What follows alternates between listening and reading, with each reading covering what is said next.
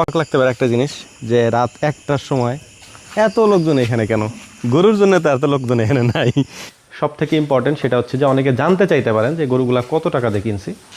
খুর থেকে নিয়ে শুরু করে মাথা পর্যন্ত কান টান যা আছে সব একবারে সাবান দিয়ে ধুয়ে পরিষ্কার করে পটাশ দিয়ে পরিষ্কার করতে হবে আর কি। এই শেডের মধ্যে ৬-৭টা গরু পালা যাবে। তো এই ৬-৭টা গরু আমরা দেশেই পালবো। আসসালামু আলাইকুম। এখন বাজে রাত ১২টা ৪৫, অর্থাৎ ১:৫। আপনাদের কাছে মনে হতে পারে রাত ১টার সময় আমি কেন মোটর সাইকেল চালাইতেছি, তাও আবার ঘরের মধ্যে, গরুর ঘরের মধ্যে। না, আমাদের মূলত আজকে গরু আসতেছে, মানে খুলনা থেকে। তো গরু কেনা হয়ে গেছে, ওই রওনা দিয়ে আসতে আসতে রাত হয়ে গেছে আর কি। অলমোস্ট প্রায় এখন ১টা বাজে, প্রায় চলে আসছে। তো আমরা এই মোটর সাইকেলটা বৃষ্টির দিন তো ভেতরে রাখা ছিল, এখন বের করব। মোটর সাইকেলের জায়গা এটা না, এটা গরু রাখার জায়গা, এখানে গরুই থাকবে। তো চলেন গরুগুলাকে নিয়ে আসি। তো আমরা রাস্তা অপেক্ষা করতেছি গাড়ি আসার জন্যে।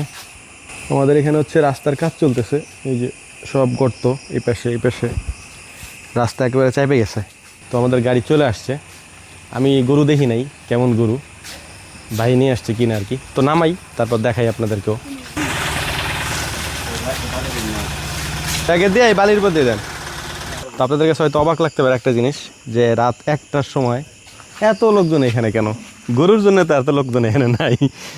বেসিক্যালি হচ্ছে এখন আর কিছুক্ষণ পরে কোন একটা দলের খেলা আর কি। তো খেলা দেখার জন্যই সবাই জায়গায় উপস্থিত। আমরা এখানেই নামাইতেছি আর কি, আমাদের বাড়িতেই যায়। তো এখানে নামাই ভিতরে নিয়ে যাবো আমরা। এগুলো পানি খাওয়া, অনেক দূর থেকে আসছে তো একবারে ক্লান্ত। সকালে মনে হয় খাইছে, আর তো খাই নাই। খা পানি খা। আমরা এমনটাই আনতে চাইছিলাম। তো হয়তো আপনাদের কাছে মনে হতে পারে যে এত ছোট ক্যান। এই শেডের মধ্যে ৬-৭টা গরু পালা যাবে। তো এই ৬-৭টা গরু আমরা দেশিই পালবো। বড় যে শেডটা আছে ওইখানে সব ফ্রিজিয়ান এবং শাহিওয়াল, আর এখানে সব দেশি। এই লট আমরা দেখি, এর পরবর্তীতে তো বুঝতেই পারবো। এখন অনেক রাত হয়ে গেছে, আপাতত ওরা এইভাবে থাকুক, কালকে সকালে বাকিটা আপনাদেরকে দেখাচ্ছি। তো যাই হোক, রাত্রে যেহেতু কোনো কাজ করি নেই, আমরা স্বাভাবিক খাবার দিছিলাম। এখন হচ্ছে পরিপূর্ণভাবে গোসল দিতে হবে একবারে, মানে খুর থেকে নিয়ে শুরু করে মাথা পর্যন্ত কান টান যা আছে সব একবারে সাবান দিয়ে ধুয়ে পরিষ্কার করে পটাশ দিয়ে পরিষ্কার করতে হবে আর কি। আমি কই থেকে আইছে তা তো জানি না। এতক্ষণ পর্যন্ত এইগুলোর ডইলে গোসল করাইছি, কত কাল পর্যন্ত গোসল করা না আল্লাহই জানে। তো সাবান দিয়ে গোসল করাইছি, গোসল করানো কমপ্লিট হয়েছে। তো এখন হচ্ছে পটাশ দিয়ে আবার গোসল করাবো। মানে একবার সাবান দিয়ে, এই যে দেখেন এখানে সাবান আছে, সাবান পানি গুলাই আনছি, এটা দিয়ে গোসল করানো হয়েছে ফুলফিলভাবে একেবারে। আমরা 3 জনে গোসল করাইছি। তো গোসল টোসল কমপ্লিট, এখন আবার গোসল করাবো। কাঁপতেছে শীতে, কিন্তু কিছু করার নাই, গোসল করাইতে হবে। কারণ এখানে অনেক আরও গরু আছে, যদিও এটা আমাদের আলাদা জায়গা, মানে এখান থেকে অন্য গরুর সাথে আমরা মিশাইতেছি না, আমাদের বাকি শেড তো আলাদা। তো যাই হোক, এখন হচ্ছে আমরা আবার গোসল দেওয়ার জন্য প্রস্তুতি নেই। মোটর বন্ধ করো আগে, যাও। তো এখন আমরা দিব হচ্ছে এই পানির মধ্যে পটাশ। এটা হচ্ছে মূলত জীবাণুনাশক, এটা দিলে জীবাণুমুক্ত হয় আর কি। এইটার নাম হচ্ছে পটাশ। অনেকে পটাশ চিনেন না। এইটা যে কোনো ওষুধের দোকানে গেলে, ভেটেরিনারি ডাক্তারের দোকানে গেলে পাবেন, অথবা বড় বড় মুদি দোকান গেলে গুলোতেও পাবেন। দেওয়ার সাথে সাথে পানি লাল হয়ে যাবে। এই জন্য আমি দিই নি, চালাকি আমি তো কই যাইনি, শুনে দিলাম না। ওইটার উঠবি না, দেরি আছে ওটা উঠা। না 6 মাস না, উঠবে না। হাতে পানি নিয়ে ডলো, একবারে পাও হাত পর্যন্ত সব ডলে দাও। এটা হচ্ছে একেবারে পটাশের পানি দিয়ে পুরা শরীর যেন রাত যায় সব জায়গা দিয়ে দেবো। তো এখন গুরুত্বপূর্ণ একটা কথা বলি, আমাদের কাজ কমপ্লিট আলহামদুলিল্লাহ। এখন বাকি যে চিকিৎসা আছে এগুলাকে কৃমিমুক্ত করা, তারপর হচ্ছে যে ওদের শরীরে যে আটালি আছে এগুলো মুক্ত করা, আস্তে আস্তে প্রসেস চলতে থাকবে ইনশাল্লাহ। 3 মাসের মতো আমরা পালবো। এখন অনেকেই বলতে পারেন যে ভাই এইগুলা কেন? হ্যাঁ, এইটার একটা প্ল্যান আমাদের আছে, আস্তে আস্তে আপনাদেরকে আমরা সেটা বলবো।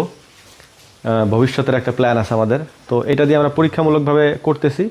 আলহামদুলিল্লাহ, যদি ভালো ফল পাই তাহলে আমাদের ওই প্ল্যান অনুযায়ী আমরা যাব।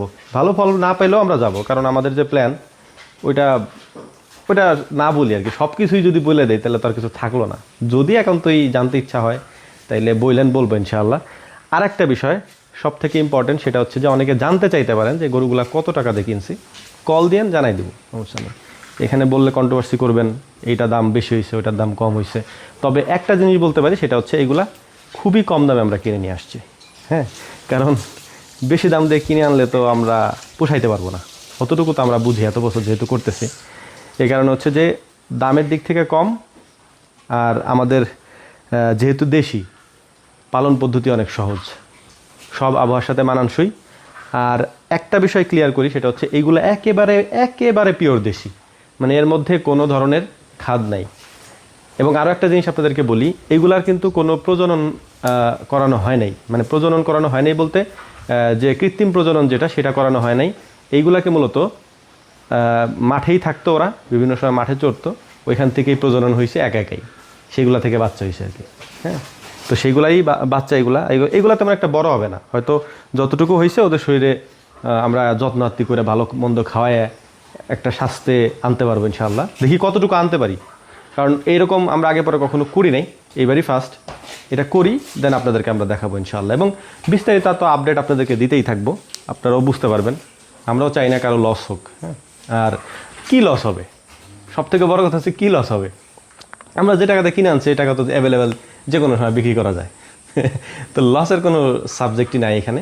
আলহামদুলিল্লাহ লাভ হবে, কম আর বেশি, এখানেই হচ্ছে মূল ব্যাপার। তো ভালো থাকবেন, আমাদের জন্য দোয়া করবেন। আসসালামু আলাইকুম রহমতুল্লাহ।